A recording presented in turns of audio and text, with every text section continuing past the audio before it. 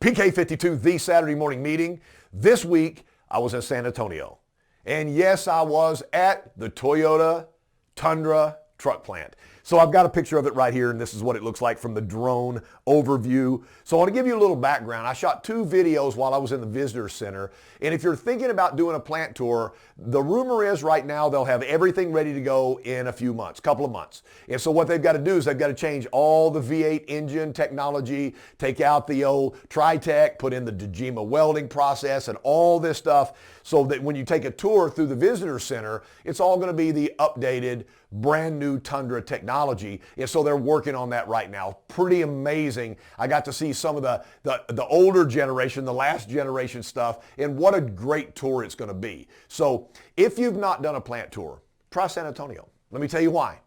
You're about 20 minutes away from downtown San Antonio, right there at the Alamo, right there on the Riverwalk. You can eat, you can stroll around. There is so much to do in San Antonio. For the golfers, there's La Cantera, there's all kinds of amusement parks, there's SeaWorld. I mean, it's a great little vacation. So if you took a 3 to 5 day vacation, you would enjoy it down there. And it's going to be open about the end of the summer season when the weather is going to be unbelievable in South Texas. I had sales classes there and also a management class, and I had people all the way down from the border, all over South Texas, and from the hill country, all the way up to the Austin and Killeen area. So I had salespeople coming in from all over. It was a great group, and we talked about Toyota Certified. But for a few minutes, let's talk about this Tundra plant. If you don't know, we started searching for a place to build this all-new Tundra in 2002. There was about 6 states that were in the running. Of course, the states are trying to throw money at Toyota. Please bring the plant here. And so what we did was, at the end, we bought about 2,000 acres from a working cattle ranch that started in 1794. Spent about $4 billion in O2 money, billion dollars, and currently there's over 2,600 associates or team members working building our Tundras right now.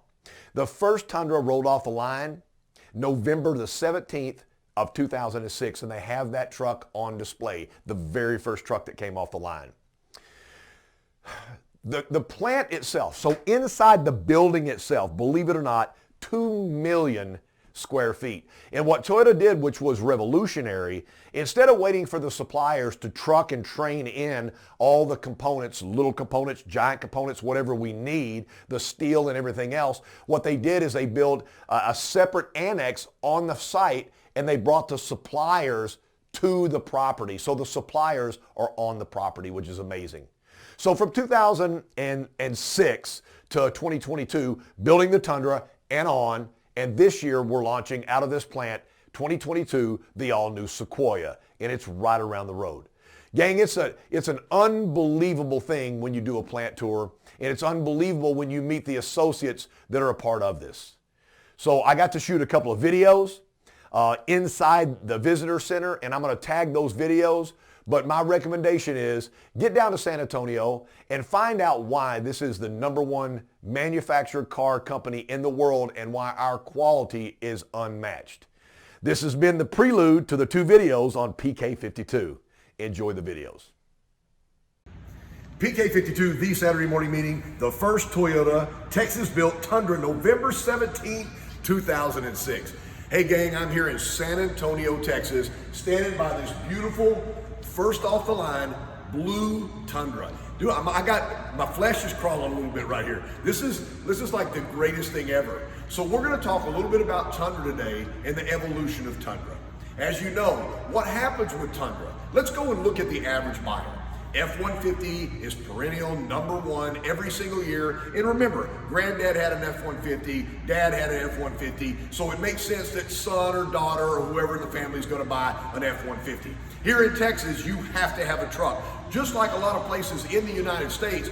But wait a minute, as we break that mold, as we step that Ford buyer, the GMC, the Chevrolet or Dodge buyer out of their comfort zone and move them off the family tree and put them in their very first Toyota Tundra, we change the dynamic of the family. Now, mama gets a Highlander, daughter gets a RAV4, and son gets a Tacoma, and that one Tundra sale changes everything for the dynamics of Toyota and your career.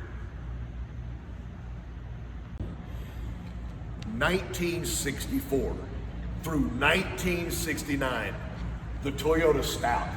You know, when I walked around the corner and I go, this is where it all started. Would you drive this as your daily driver? Because I would. This thing is incredible.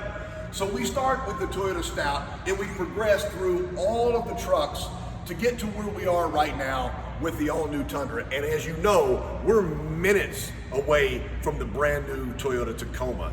There's a lot of cool stuff coming out. As you know, Sequoia's dropping. You're starting to get your capstones now on your Tundra. And the next thing we have coming is the new 4Runner. I've seen pictures, you've seen spy shots. It is incredible.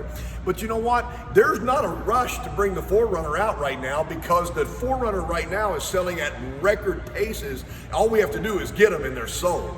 So we've got a lot of stuff going on with the truck heritage here in San Antonio, but this is unbelievable to see a vehicle in this condition. Wouldn't you love to roll up to a Toyota meeting in a Toyota Stout? PK52, the Saturday morning meeting.